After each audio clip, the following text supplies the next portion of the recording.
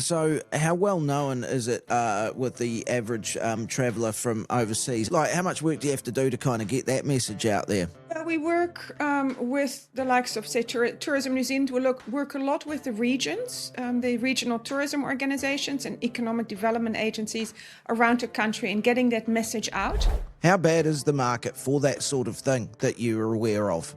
Well, I think a good example was recently overseas, there was an investigation into environmental claims being made by a number of food producers around the world. And it found the vast majority were basically greenwashing. Thankfully, Fonterra was one of those companies that was investigated, and they were found to actually be one of the very few that could actually back up and what they were doing was real.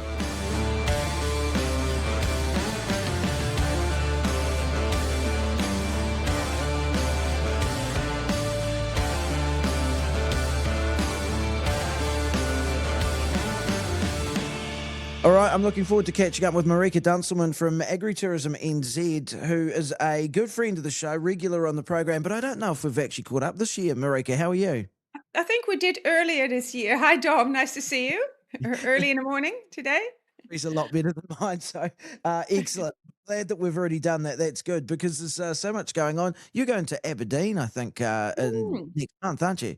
Yeah, that's exciting. So the Global Agritourism Conference is happening in Aberdeen at the end of next month. So we have a small New Zealand delegation, but a larger Australian one, so combined delegation. So that's going to be really exciting.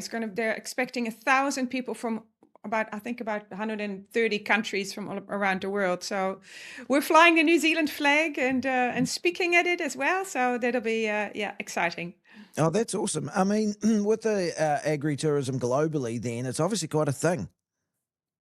It's a really growing trend where, on the one hand, from the farmers who are looking at ways to diversify, and the other side, the demand from tourism, from the tourism industry, from visitors, for sort of more authentic, off the beaten track experiences, what we call experiential tourism. So where people experience the real, in our case, New Zealand. Mm, yeah, I can see why people would want to do that because you do go to countries and yeah, there can be the whole sort of touristy bit, which but can come a little bit, I don't know. You do want something different that's not the same as everybody else's experience, right? I think that's what it comes down to.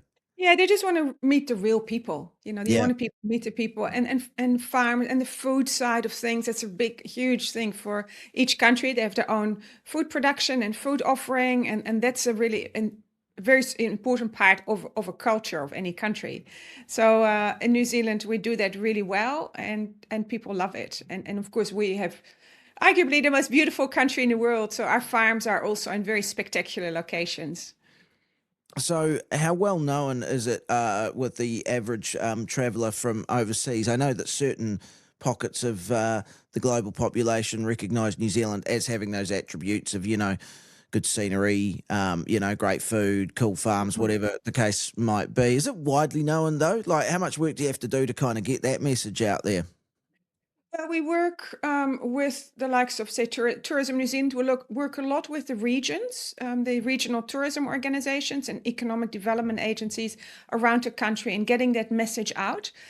The other one is from the supply side. We work with international wholesalers. So they're the ones that bring people to New Zealand. So about between 40 and 70% of international visitors book through agents, and there's a strong demand from those agents in agritourism. So they are asking for more and more of those. So it's connecting also those operators with those type of agents. Right, so it's almost like you've got that sort of broker part in the middle there where they can get the people over here, the middleman, so to speak. But I guess that is important because they can get the message out in their own countries. And Yeah. noticing, obviously, a spike, a rise in people wanting to come over here. Is that fair? But it's something not new. I mean, we've always had farm stays and farm tours in New Zealand, but we get more and more sort of higher end accommodation. So not just a little cottage on Airbnb, but sort of more luxury accommodation as well. and overlooking the ocean, or you have the pure pods, for example. They've been around for a while now. I mean, they're retailing at about $700 a night, for a small pod. So that's what people are willing to pay to stay in these unique locations.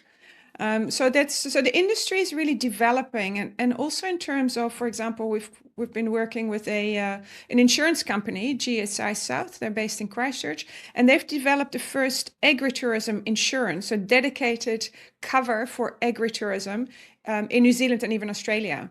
So that's really exciting, and you might think, insurance, it's not that exciting, but it's actually the farmers are really excited about that. So that's been happening, and it's a specific cover for agritourism. Well, that's really Yeah, important for these sorts of yeah, things, though, yeah. because the bigger the operation gets and the bigger the industry gets, you can guarantee that not everything's 100% smooth sailing. So that's actually pretty good that that's coming. Well, how long's that been a thing for? It's only just been launched a few months ago. Yeah. So a couple of months ago, we launched the regional network in Canterbury, Marlborough, and which was a great event with about 35 people there. And that's when it was sort of launched, and it's been rolled out ever since. So so that's been really exciting for the industry. That's really cool. In the time that I've been speaking with you, I've known you for you've been really getting this thing going and getting it off the ground. I've seen the rise and the progression of it over Mhm. time, which has been very cool. Now we're getting into this space, which is Yeah. it's a long way down the road from the sort of the what would you say the modest sort of offering that Agritourism NZ had initially. It's great to see the growth.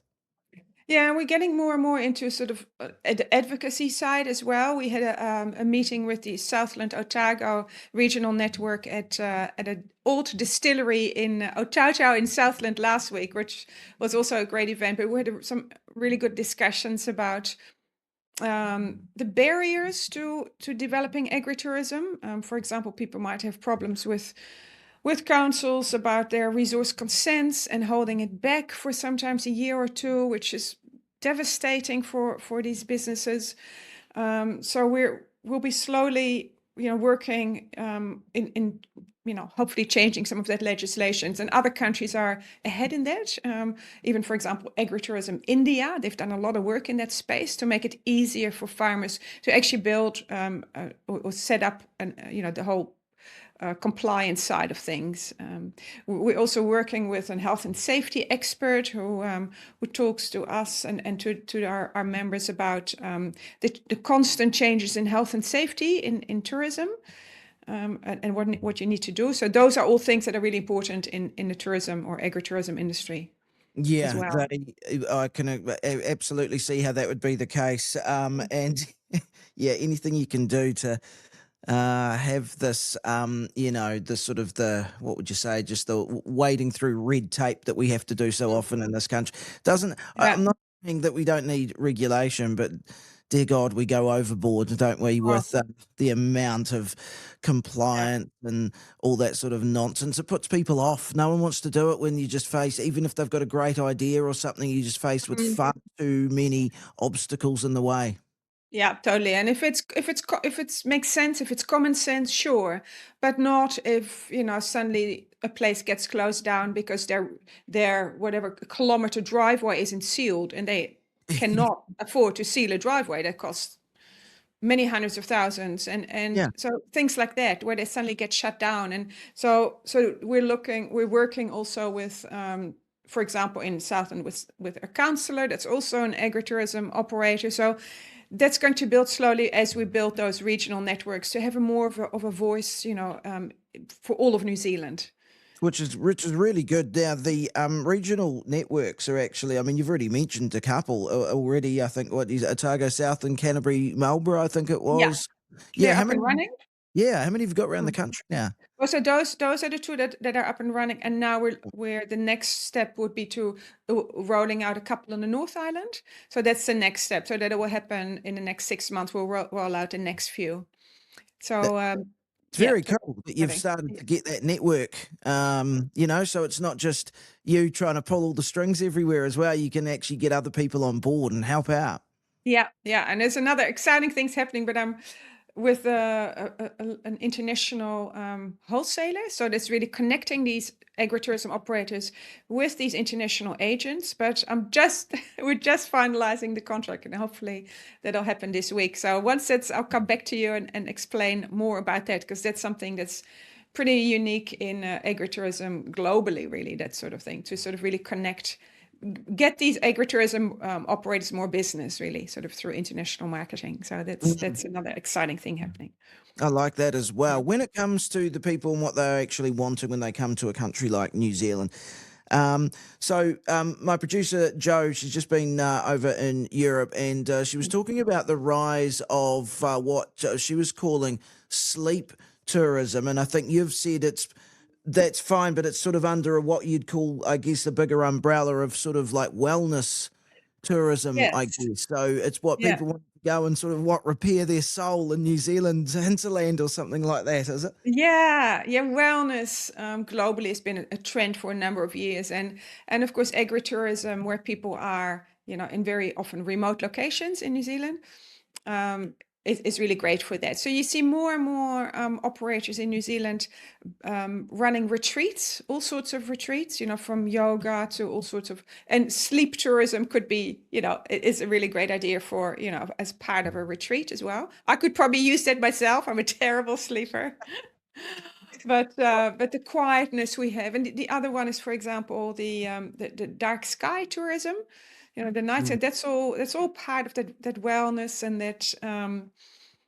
that sort of industry. So yeah, the whole sleep tourism. Yeah, there's all these trends that come out. Like that's all can be integrated in an agritourism business. So it's sort of selling a story almost also about what you can do, rather than just saying, oh, we've got nice accommodation, but you come in and sleep better, because Mm. you're completely away.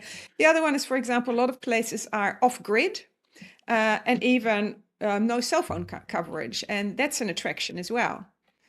I Oh, mean, yeah. there's that, and I know places that have been around for a long time, and that's off on farm. There's a lot of places where there's no coverage, which actually you can use it as a selling point instead of something negative. I would love if people couldn't get hold of me at all. It'd be Yeah, amazing. there you go. Yeah. It'd be absolutely fantastic. How is the market at the moment? Are we getting people over here? Current, sort of geopolitics and everything. Is that affecting us at all, or what's the story? I mean, if you look at certain market, we're a little bit lucky that this has happened at the end of our tourist season, sort of so we're not at the moment, people that want to come now, that are booking now, that haven't pre-booked well in advance, yeah, they'll have to pay a lot. And if you look at the European market, about 30% of the Europeans come through the Middle East, sort of, Oh, wow. historically, because we've got a lot of Yeah. these high quality airlines that fly through the Middle East. So that's yeah, in the short term, that's been affected. People are probably not traveling as much overseas at the moment. I know a lot of people that normally go to wherever, Europe or Asia, they may not go there now because they say, oh, well, let's, hold back. But if we look at forward bookings for the next season, my partner runs a sort of a high-end guiding business, and I've talked to, well, actually last week when we had that session, there's a lot. The forward bookings are looking really strong. Oh, well. Especially the Yeah. American market has Mhm. been up a lot. Like I know I heard of one of the guided walks in New Zealand. They're up 250% for the American market. That's Wow. very strong. I mean, they all want to come here, and we are seen as the safest destination in the world. So people always travel. Sure, if the fuel prices stay up as they are, that will affect travel to New Zealand from the long haul destinations. But at this stage, it's looking good at the moment. People are That's coming. really good to hear. Yeah, and we've noticed a lot of US tourists in Central Otago. Yeah, Oh, yeah, which is massive. which is great. And I think you're right. I think we are seen as a good option, aren't we? We're away from, it's like you come down here, it'll be fine. Yeah, They all yeah. want to move here. They all want to move here. So true though. Yeah, Yeah, it's a real thing. the Yeah. demand. Yeah. We're almost like a caricature of like it's the thing. It's like if the world comes to an end, it's like it's all right. We've got that place in New Zealand that we everyone's going to come here. Yeah. But of course, Australia is still our largest market coming into New Zealand. About a third of international visitors are from Australia. And it's easy because other things we're cheap at the moment. Like for Australia, the Australian dollar is like 120 for us. Yeah. So that all those things are good for tourism. They're all, anything that brings in foreign export is, which tourism is seen as foreign export because it brings in foreign currency. Yeah. It's good for tourism. So I'm positive. I'm always positive. But yeah, there will always be things, but hopefully they'll come to some sort of agreement and ceasefire and everything, and the petrol price will lower. But yeah, that could be a while yet. Yeah, God, I know. Jeez, no one knows. The crystal balls haven't been doing their job. No one has a clue what's going on. Hey, enjoy Aberdeen. What's Yeah, the? thanks.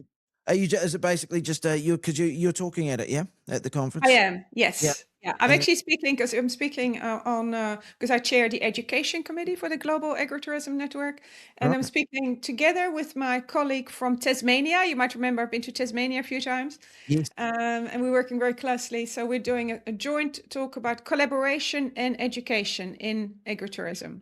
So that's Fantastic. going to be fun, and yeah, so it's a 3-day event, so it's quite a decent size event. So I'm there for 5 days. So yeah, hopefully the weather will be nice in the north of Scotland.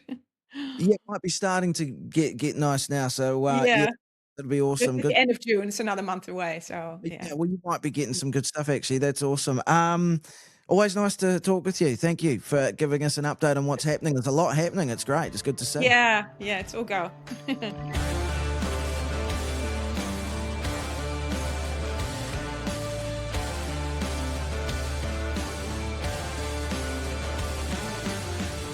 So Andrew Hoggard joins us now, Biosecurity Minister, not in that particular guise, but this one is his role as Associate Minister for the Environment, announcing today the government's approach to grow New Zealand's voluntary nature and carbon credits. Good to see you again. What is this about? To give me the nuts and bolts of it.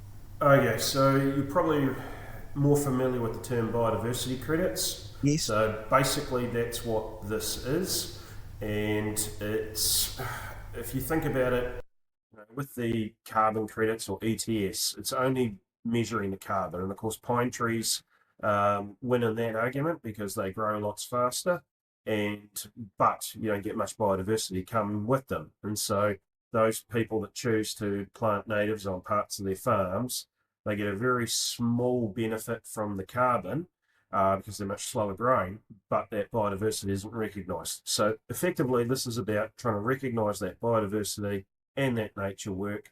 Apparently, around the world, there's lots of companies and billionaires with too much money who want to invest in nature. So this is about creating a framework where, or at least giving the endorsement to frameworks so that that's possible. There's lots of schemes, probably too many schemes around the world. So it does get quite confusing for people to realise, hey, what's the real deal and what's a Ponzi scheme? So that's where the government assurance is important, in that we look at various schemes and go, okay, this gets the government tick of approval because it meets the proper principles that we need to see so that people know if they're investing in this, what's happening is real. It's what it says on the tin. It's not being double counted or any of that sort of stuff. And then we've recognised 3 international schemes that we believe meet that criteria. And then we'll have a domestic opt-in pathway as well, so that organisations like QE2 Trust, the catchment care groups and others can put forward their sort of frameworks, and then if they're up to the scratch, we can give that the approval. Or there may just be, a couple of companies in New Zealand come up with a framework and others can use those frameworks. So that's Right. in a sense what it is. We're not creating like an ETS trading platform or anything like that. Mm. We're not building anything. the NZX doesn't need the government to build it, control it, and manage it or anything like that. Same with Sharesies. We just do a bunch of stuff in the background so that people that know that they're using NZX or Sharesies or anything like that, that there's some rigor behind it, and their money isn't disappearing into a black hole. I mean, Yeah. if they invest in the wrong company, it may be going into a black hole, but the system itself is robust. Right, so it's like a biodiversity assurance program almost, or assurance scheme or something like that. Yeah, Yeah. well, it's kind of that. I mean, we are providing the assurance that these, if you see the government tick on it, you know that you'll get, if you're investing in, I don't know, let's say a whole range of riparian wetland restoration, that Hmm. you're actually going to get that's actually happening. It's measurable, it's real, it's not being double counted or anything like that. How bad is the market for that sort of thing that you're aware of? Um, well, I think a good example was recently overseas. There was an investigation into environmental claims being made by a number of food producers around the world, and it found the vast majority were basically greenwashing. Right. Um, Thankfully, Fonterra was one of those companies that was investigated, and they were found to actually be one of the very few that could actually back up and what they were doing was real. Mm. And so I think it's important that in this time where a lot of people, that term greenwashing is quite prevalent, by being able to provide that assurance, it gives people confidence that they are investing in something that's real. Or Yeah, if that's the company they're buying off is mm. saying we're doing this, then again they know that they're buying that product with confidence that those claims are real. Yeah, okay, that makes sense. But you were saying at the start, apparently there's there's a willingness here or something like. Well, what's the market like at the moment for sort of private monies, funding projects that restore, wetlands or whatever it might be, remove greenhouse gases. How big is it? What are we talking about? Well, it exists. Yeah. There's $1 billion or more of. So the figures I've heard are in the low billions internationally. Um, but and I've heard from lots of big companies who are saying this is important. Everyone's talking the talk about it. They, I Well, the proof will be in the pudding, to be honest. I know there's a supply on New Zealand farms. I've seen it with my own eyes. I see what farmers are doing. So we Hmm. know the supply's there. I guess the only way we'll truly know is if the demand's there, is if we give it a crack. Hence what we're doing. Um, there will be. I met with Silverfern Farms last week. Now, they were part of our pilot project on this, and they're trying to inset it into the value of the meat. And so for the farmers that are doing a lot of this work, they're measuring it, they're showing customers like Whole Foods, here's what our farmers are doing, we can prove it, and this system will help them with that proof point. And then they're able to demand, or they are getting a premium at Whole Foods and some of the other supermarkets overseas that they are sending to. So, there will be some value there for sure. Interesting. Okay. Yeah. God, it can get quite convoluted, something like this, can't it? Oh, Really? yes, yes, yes. It's caused my head to spin a couple of times over the last couple of years trying to work through this. Yeah. Yeah. Okay. So just to sort of get my head around it, recap it. Biodiversity work costs on an area of the farm will be costed up, sold as a biodiversity credit. Is that Potentially that's what could happen. that's good that You've got a couple of options that could happen. So, let's just say you got Catchment Care Group. They're doing, here's a project across our catchment.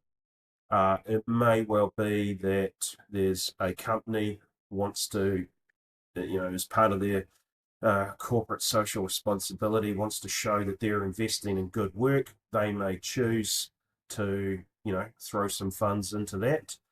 And, or you could have philanthropic, so billionaire that wants to do that.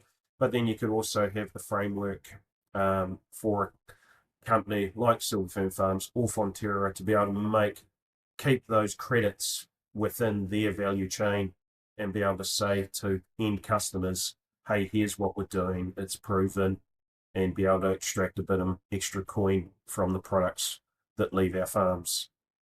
Those are some of the options. And further down the line, you could see, the potential for offsetting as well. So if you've got a construction project that's happening and you need to, put a road through an endangered or sort of wetland, and you need to relocate Freddy the Frog, we can find a farm that wants to host Freddy the Frog and build a new wetland for Freddy the Frog there. So that sort of stuff makes it possible.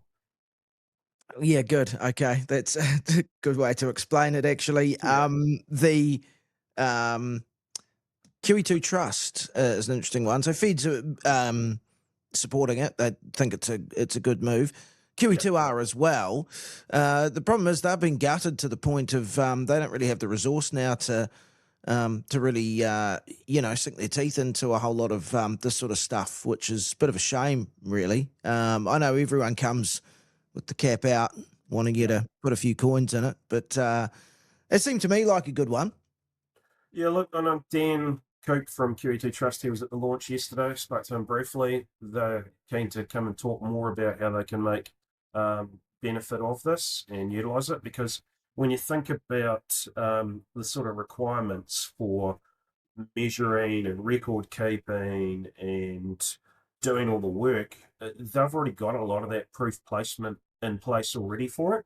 And so how can we help them basically get over the line to be able to attract some private funding in through what they're doing? Because it's a fantastic story of, effectively we've got more native bush in QE2 trusts up and down this country, or the area is equivalent to, if we put it all together, it'd be our fifth largest national park, I think I worked out at one point, just to give you a sense of the scale of what's been done by farmers on their own land. So it's important that we can come up with schemes that help benefit them. I had a look at some pilot projects over in Australia, and they were quite proud of it, and I was sitting there looking at these few spindly little gum trees in a paddock, thinking to myself, mate, you ain't seen anything. Yeah. We've got a much better story to be able to tell here in New Zealand, rather than having a couple of gum trees with a half-starved koala hanging out of them. What we've got to offer is huge. Yeah, it is true, actually. I mean, we can do a lot in this regard. Yeah, okay, well, that's an interesting one. I'm still not sure. I mean, people will figure it out over time, and they'll do some reading. They'll do some reading on it. It's too early in the morning, not enough caffeine for me to sort of really get my head around this. I just want to be really honest about that. And, I mean, I do get the gist of what's being put on the table here.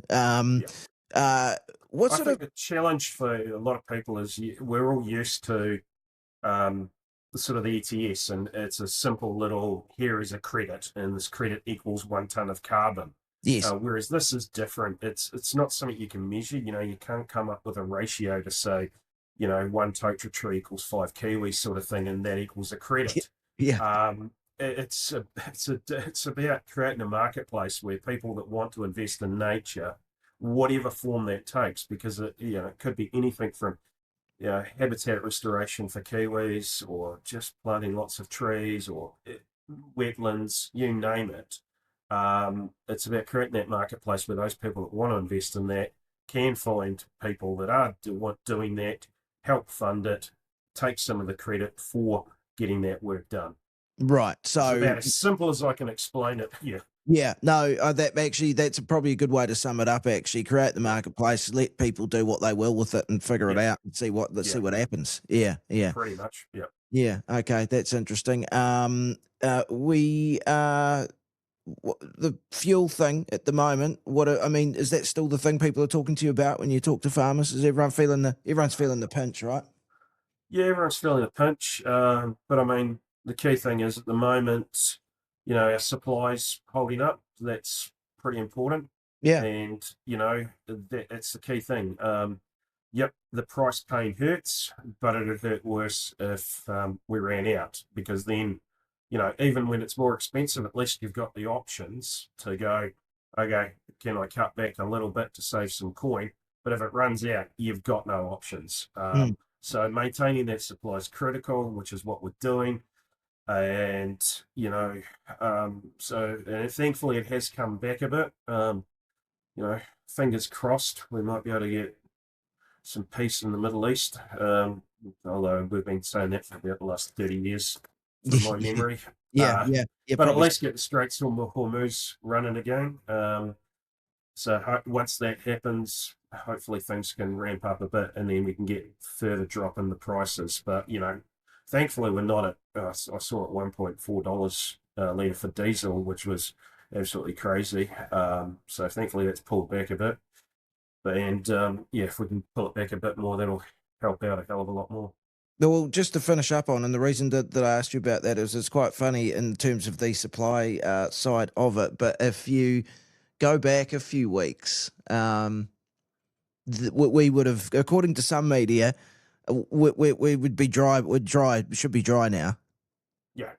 You know what I mean? I mean, Like, yeah. doom And gloom there's a there. lot of hysteria about this. The Yeah. opposition's been going on about, well, what are you going to do when we run out and all the rest of it? Well, the point is not to freaking run out. Yes, we're working in the background to come up with plans of if we would ever get to that point. But hey, we're not going to spend all our time the best bit of use of our time is to focus on making sure we don't run out. Yes, have a plan if we do, but the key thing has to be don't run out, and make sure we've got the supplier agreements and arrangements, storage. We've done that to get more storage up at Marsden Point. These are the key things to be focusing on. And honestly, it's media always want to run to the doom and gloom scenario. Not yourself, of course, Dom. Yeah. But it's always. I remember the first interview I ever did as Fed's dairy chair was about alternative milks and how it was going to be the end of the dairy industry.